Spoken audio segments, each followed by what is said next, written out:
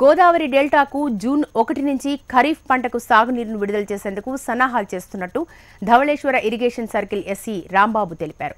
ఉభయ గోదావరి జిల్లాల డెల్టా ప్రాంతాలకు సాగునీరు కాల్వలకు విడుదల చేస్తామన్నారు. 4600 క్యూసెక్కుల నీరు ప్రవాహక ప్రాంతం నుంచి ప్రస్తుతం వస్తుందని, మరో 4000 క్యూసెక్కుల నీరు రావాల్సి ఉందన్నారు. ఉభయ గోదావరి జిల్లాలకు ఒక్కో జిల్లాకు 3000 క్యూసెక్కుల చొప్పున విడుదల చేస్తామని, ఈలోగా పనులు పూర్తి చేయాలని అధికారులను ఆదేశించామన్నారు. సెంట్రల్ డెల్టాలో తుఫాన్ ప్రభావంతో ఖరీఫ్ పంట దెబ్బతింటం వల్ల ముందుగా నీరు విడుదల చేస్తే పంట త్వరగా చేతికందుతుందనే ఉద్దేశంతో జూన్ 1కే నీరు విడుదల చేయాలని సీఎం ఆదేశించారన్నారు. ఉభయ గోదావరి జిల్లాలకు 9,50,000 ఎకరాల సాగుకు నీరిస్తామని ఎస్సీ రాంబాబు తెలిపారు. నదిలో వచ్చే ప్రవాహాన్ని బట్టి గౌరవ ముఖ్యమంత్రి గారు మొన్న పోలవరం మీటింగ్లో 1వ తారీఖు నుండి వాటర్ రిలీజ్ చేస్తే రైతులకు 3 పంటలు వచ్చే విధంగా ప్లాన్ చేసుకోమని చెప్పారు. కాబట్టి జూన్ 1వ తారీఖున కాలువలు వాటర్ రిలీజ్ చేయడం కోసము, అలాగే మా సిబ్బందిని జరుగుతున్న పనులని త్వరితగతిన కంప్లీట్ చేసి ఖరీఫ్కు సిద్ధం కావాలని కోరుతున్నాం. ప్రస్తుతానికి ఇన్ఫ్లోస్ 4600 క్యూసెక్కులు వస్తుందండి పైనుండి. ప్రస్తుతానికి ఇంకా మాకు 8000 రావాలి. అంటే టోటల్గా 8000 క్యూసెక్కులు వస్తే మినిమమ్గా వదిలి ఫస్ట్ ఆకుమళ్లకు వదలటం జరుగుతుంది. కాబట్టి 8000 క్యూసెక్కులు వస్తే ఇంకా 4000 క్యూసెక్కులు సార్ కూడా గౌరవ ముఖ్యమంత్రి గారు కూడా సీలేరు నుండి తెప్పించడం జరుగుతుంది. 4000 క్యూసెక్కులు, ఈ 4000 ఇన్ఫ్లోస్, ఈ రకంగా 8000 చూస్తే మేము పాండపుని బట్టి 3,000 క్యూసెక్కుల చొప్పున 3 డెల్టాలకు ఇవ్వటం జరుగుతుంది. ఖరీఫ్లో 9,50,000 ఎకరాలకు మనకు ఖరీఫ్లో సాగుకు సిద్ధంగా ఉందండి. దీనికి ముందుగా మొన్న రివ్యూలో ఏమన్నారంటే ప్రతి సంవత్సరము తుఫాన్ రావడంతో మాకు ఈ ప్రాబ్లమ్స్ ఏర్పడుతుంది. సెంట్రల్ డెల్టాలో ఎస్పెషల్లీ అమలాపురము, అలాగే ఈ ఏరియాలో లో లేయింగ్ ఏరియా ఎక్కువ ఉండటం వల్ల ఒక వాటర్ లాగింగ్ ఉండదు. కాబట్టి ఆ ఏరియాకు ముందుగా పంటలు పండించుకున్న కాన్సెప్ట్తో చెప్పడం జరిగింది. అదే ప్రణాళికతో మేము 1వ తారీఖు వాటర్ రిలీజ్ చేయడానికి సిద్ధంగా ఉన్నాం. బొట్టు ఒడిసి పడితే బంగారు పంటలు పండించవచ్చు. నేడు ప్రపంచమంతా నీటి కోసమే పోరాటాలు చేస్తోంది. నీటి వినియోగం, ఉపయోగం గమనించిన ఏపీ సీఎం చంద్రబాబు నాయుడు నీటి వనరులను పెంచేందుకు ఇంకుడు గుంటల పథకాన్ని ప్రవేశపెట్టారు. చిత్తశుద్ధి ఉన్న చోట ఫలితం ఉంటే, అది లేని చోట ఈ పథకం విఫలమైందనే చెప్పాలి. తూర్పుగోదావరి జిల్లా రైతులు సమిష్టి కృషితో 5 ఎకరాల్లో 2 నీటి గుంటలను తవ్వి 50 ఎకరాల్లో సేద్యం చేస్తున్నారు. పంటలకు అనువు కాని ప్రాంతంలో సిరులు పండిస్తున్న ఆదర్శ రైతుల గురించి ఇప్పుడు తెలుసుకుందాం.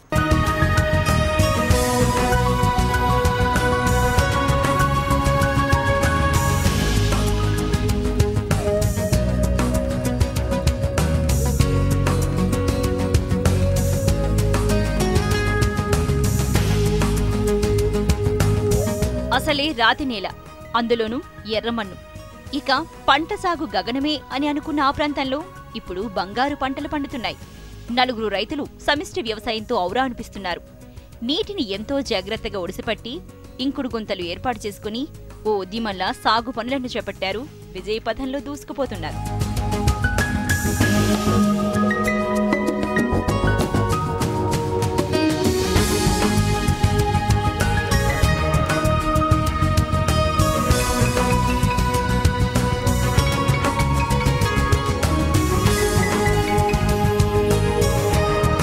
తూర్పుగోదావరి జిల్లా పెద్దాపురం మండలంలోని జే తిమ్మాపురం ప్రాంతంలో 3.5 ఎకరాల్లో ఓ పెద్ద ఇంకుడు గుంటను తీశారు వేట్లపాలెనికి చెందిన గుండం వీరభద్రరావు, గుండం నరేష్ అనే రైతులు.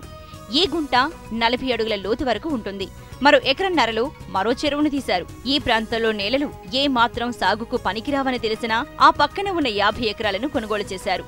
ఈ 50 ఎకరాల్లో కురిసే ప్రతి వర్షపు చుక్క ఈ 2 చెరువులకు చేరే విధంగా టుంటలను ఏర్పాటు చేసుకున్నారు. అందరూ ఇప్పుడు మేము అప్పుడే ఏప్రిల్ 1 నుంచి కూడా వాటర్ వాడుతున్నాం. ఇప్పుడు 15 అడుగులు వాటర్ ఉందండి. ఇంకానే ఈ వర్షాలు వచ్చే వరకు కూడా ఈ వాటర్ సరిపోద్ది అనుకుంటున్నాం. మనకి ఎలాగ జూన్ జూలై వచ్చేలాగా ఎలాగ వర్షాలు వస్తాయి, వర్షాలకి వచ్చి కూడా ఈ నీళ్లు సరిపోయి ఈ నీళ్ళతోటే మనం ఈ మొక్కలన్నిటికి కూడా సేద్యం చేసుకుంటున్నాం. వ్యవసాయం దండగ కాదు పండగ అని నిరూపిస్తున్నారు ఈ రైతులు. సాగుకు ఏమాత్రం పనికిరాని భూములని సస్యశ్యామలము చేశారు. ఒకప్పుడు తాడి చెట్లు, పిచ్చి మొక్కలు తప్ప ఏ పంట లేని ఆ ప్రాంతంలో ఇప్పుడు స్ప్రింక్లర్ సిస్టమ్, డ్రిప్ ఇరిగేషన్ ద్వారా ప్రతి చెట్టుకు నీరు అందుతోంది. పామాయిల్, కొబ్బరి, మామిడి, వివిధ రకాల పండ్ల తోటలు, కాయగూరలతో పాటు పాలీహౌస్ ద్వారా పూల సాగును చేస్తున్నారు. గోతులు రాళ్లతో ఉన్న ఈ ప్రాంతాన్ని పచ్చటి క్షేత్రంగా తీర్చిదిద్దారు. ఈ ఇద్దరు రైతులు మరికొంతమంది స్థానిక రైతులతో చేయి కలిపి వ్యవసాయం లాభసాటి అని నిరూపిస్తున్నారు.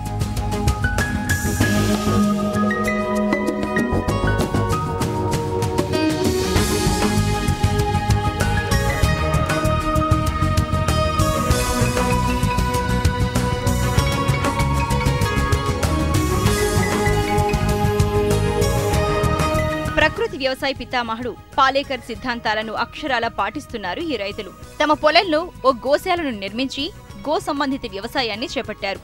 ప్రభుత్వం ఇస్తున్న సబ్సిడీని వినియోగించుకుని సోలార్ సిస్టమ్ ద్వారా ఉత్పత్తైన విద్యుత్తును ఉపయోగించుకుంటున్నారు. బోరు కూడా వేసుకోవడం జరిగింది. ఈ సోలార్ సిస్టమ్ ద్వారా మాకు ఇక్కడ ఈ కుండీలోకి నీరు పంపు చేసుకుని ఈ పాలి హౌస్లకి వేసవికాలం అంతా కూడా మాకు నీరు ఎద్దడి లేకుండా ఈ సోలార్ సిస్టమ్ బాగా ఉపయోగపడింది.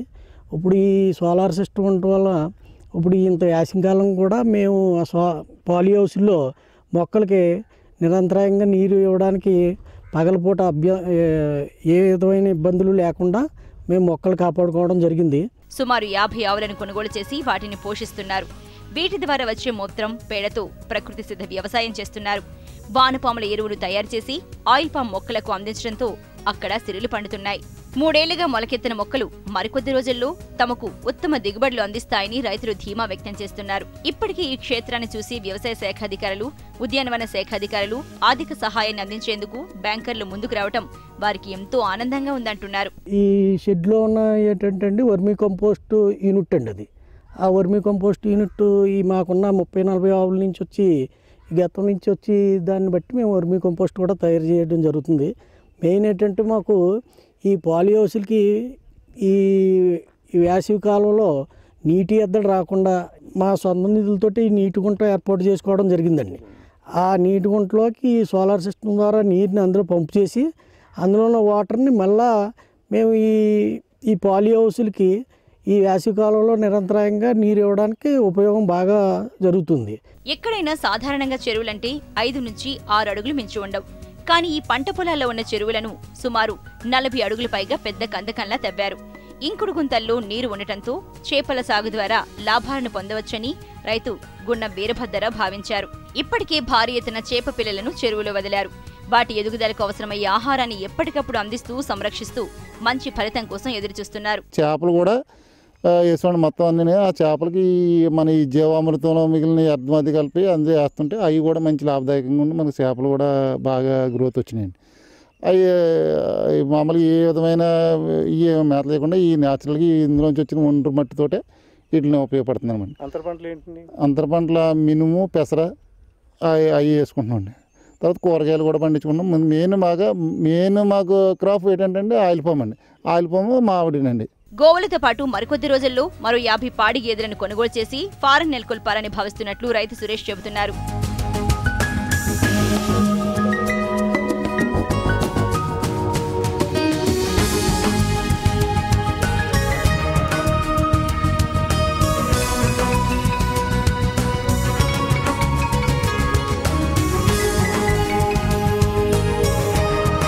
ఈ వ్యవసాయ క్షేత్రాన్ని ఓ పవిత్ర ప్రాంగణంలా భావిస్తున్నారు ఈ రైతులు. సుమారు 30 మందికి పైగా కూలీలకు వీరు ఉపాధి కల్పిస్తున్నారు. ప్రకృతి ఎరువులతో ఇంకుడు గుంటల నీరు ద్వారా సాగు పనులు చేస్తూ తోటి రైతులకు ఆదర్శంగా నిలుస్తున్నారు.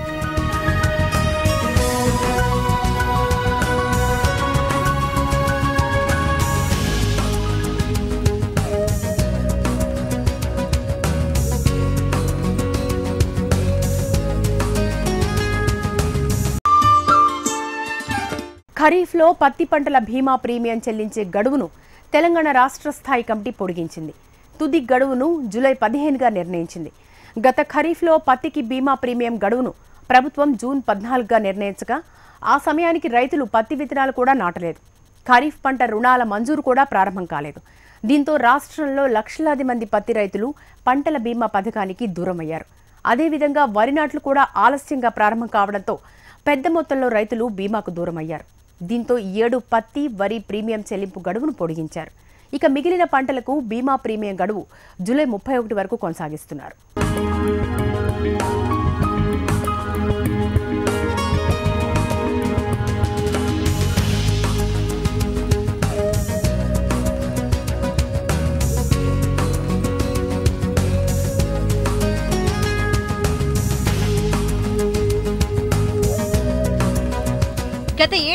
ఖరీఫ్లో పంటలు వేయకముందే ప్రీమియం గడువును నిర్ణయించడంతో రైతులు విపక్షాల నుంచి విమర్శలొచ్చాయి.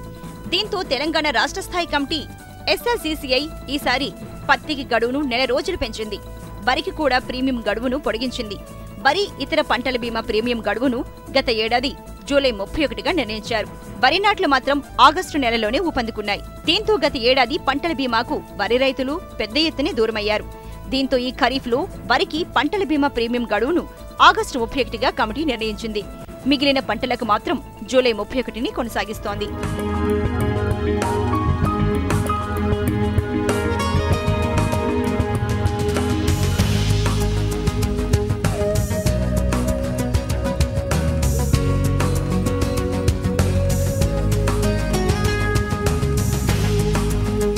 పత్తికి గత ఏడాది రాష్ట్రంలో వాతావరణ ఆధారిత పంటల బీమాను అమలు చేసిన రాష్ట్ర కమిటీ ఈ ఏడాది ప్రధానమంత్రి ఫసల్ బీమా పథకంలోకి తెచ్చేందుకు మొదట కసరత్తు చేసింది. పత్తి వంటి పంటలకు వాతావరణ ఆధారిత బీమాని సరైనదని నిపుణులు అభిప్రాయపడడంతో రానున్న ఖరీఫ్లోనూ పత్తికి వాతావరణ పంటల బీమా పథకాన్ని అమలు చేయాలని నిర్ణయించింది. వరి, మొక్కజొన్న తదితర పంటలు PMFBYలోనే కొనసాగనున్నాయి.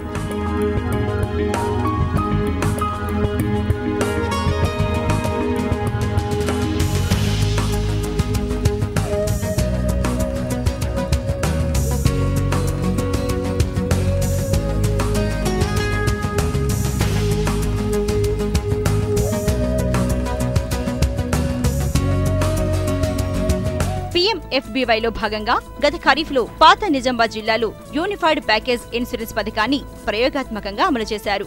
UPIC కింద పంటల బీమాతో పాటు రైతులకు ప్రమాద బీమా, 10 హార్స్ పవర్ వరకు పంపు సెట్లకు బీమా సదుపాయాన్ని కల్పించారు. దీనికి ఆ జిల్లాలో మంచి స్పందన వచ్చి 1,18,000 మంది రైతులు బీమా ప్రీమియం చెల్లించారు. ఈ ఏడాది UPISను 7 జిల్లాల్లో అమలు చేయాలని నిర్ణయించారు.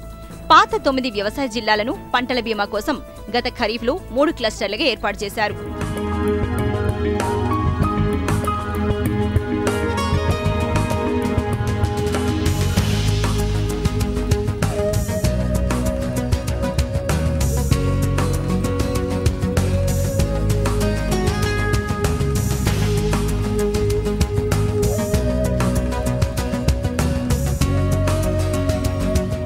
జిల్లాల విభజన నేపథ్యంలో రిస్క్, హెవీ రిస్క్, లో రిస్క్ వంటి కాంపోజిషన్లు తీసుకుని క్లస్టర్కు 5 జిల్లాల చొప్పున 30 జిల్లాలను 6 క్లస్టర్లుగా విభజించారు. మొదటి క్లస్టర్లో 2 జిల్లాలు, మిగిలిన 5 క్లస్టర్లలో ఒక్కో జిల్లా చొప్పున 7 జిల్లాలు UPISను అమలు చేయాలని నిర్ణయించారు.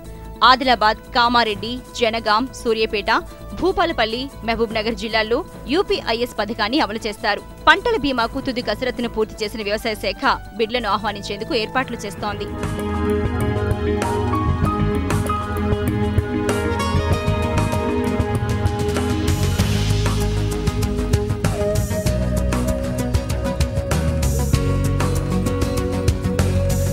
వచ్చే ఖరీఫ్ నుంచి పంటల బీమాకు ఆధార్ తప్పనిసరి చేస్తున్నారు.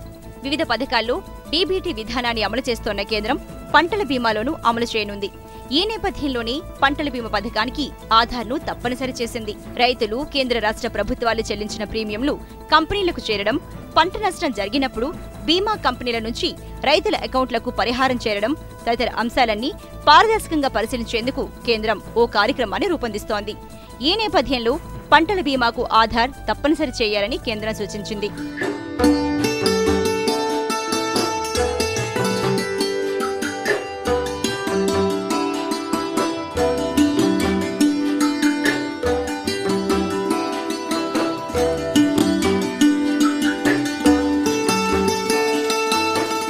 తెలంగాణలో గత ఖరీఫ్లో సాగిన పంటల విస్తీర్ణంలో 15%, రబీ సాగులో 15.34% పంటలకు మాత్రమే రైతులు ప్రీమియం చెల్లించారు.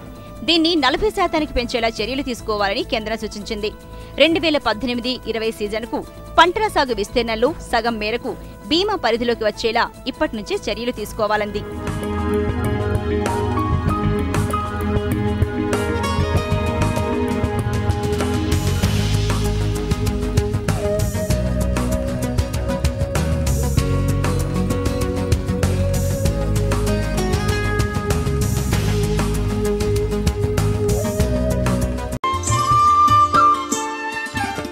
అసలే కరువు, ఉపాధి లేక వలసలు, తాగడానికి గుక్కెడి నీరు దొరకని పరిస్థితి. ఉపాధి లేక కడుపు చేత పట్టుకుని పల్లెలకు పల్లెలే సుదూర ప్రాంతాలకు వలస వెళుతున్న దౌర్భాగ్య స్థితి. ఇలాంటి దుర్భర పరిస్థితులను ఈ రైతులు ఎదుర్కొన్నారు. కరువుకు నిలవైన అనంతపురం జిల్లాలో సాగునీటి కోసం తపస్సులు చేయకుండా మురికి నీటితో నేలతల్లిని నమ్ముకుని అతి తక్కువ భూమిలో పశుగ్రాసం సాగు చేస్తున్నారు. పశు సంపదను కాపాడుకుంటూ ఆదాయాన్ని పొందుతున్నారు.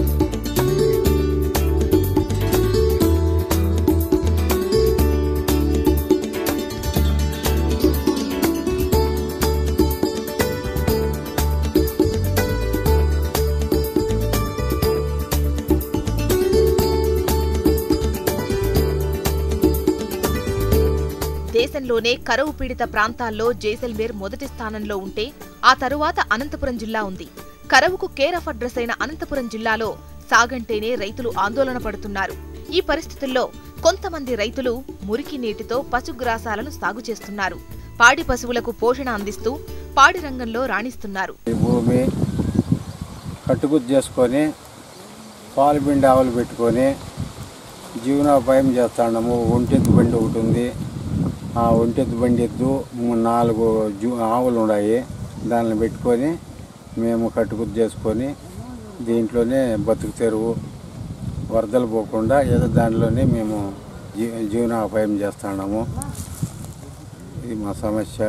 ఈ నీళ్ళు రానియకుండా ఒక దప్ప అడ్డుకుంటున్నారు కొంతమంది. అయినా మొన్న ఈవోసారి వచ్చి కాలువ తీపిచ్చి పారగట్టించినాడు. ఆయనే ఉండి మధ్యాహ్నం 2 గంటల్లో వచ్చినాడు పాపం. 30 సెంట్ల నేల దీన్ని కట్టుకుత్తు పెట్టుకొని దీన్ని పాలుబిండి ఆవులు పెట్టుకొని మేము దాంతోనే ప్రాధాయపడి దాని మీదే ఆధారపడి పంటలు ఏంటివి లేవు, ఎక్కడా పోయేకి అనుకూలాలు లేక పిల్లలతో చదివించుకొని దాని నుంచినే మేము బతుకు తెరువు చేసుకుంటున్నాము. అనంతపురం జిల్లా పెనుగొండ నియోజకవర్గంలోని గోరంట్ల పట్టణం శివారు ప్రాంతంలో దాదాపు 40 కుటుంబాలు నివాసముంటున్నాయి. వీరి ప్రధాన జీవనాధారం పశు పోషణ. పాల ఉత్పత్తి చేస్తూ జీవనం సాగిస్తూ ఉంటారు ఇక్కడి రైతులు.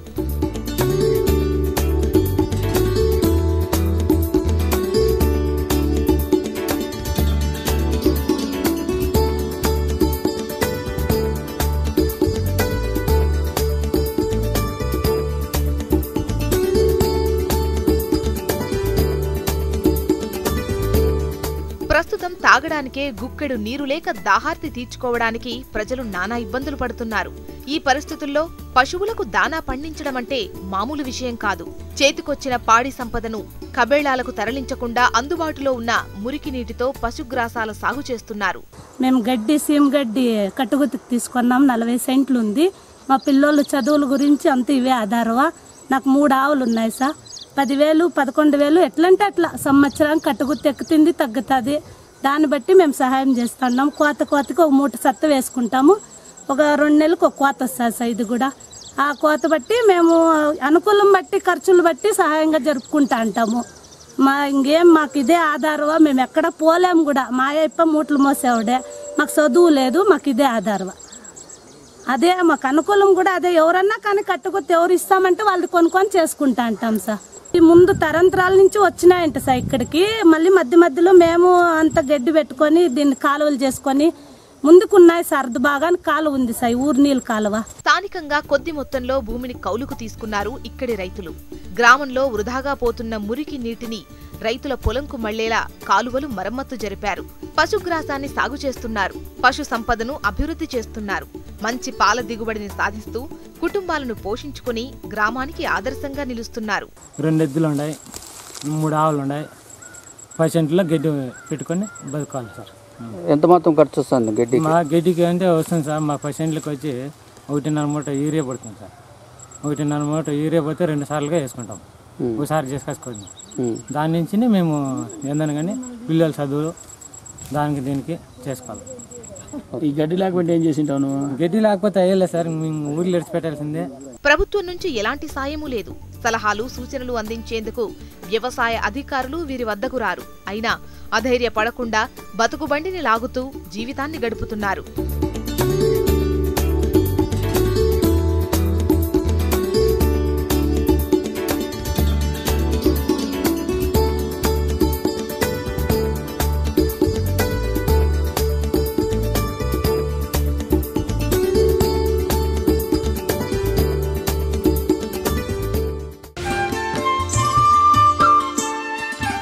ఇవి ఇవాల్టి స్టెర్లింగ్ పంప్స్ సమర్పించు నేల తల్లి కార్యక్రమం విశేషాలు. నమస్తే.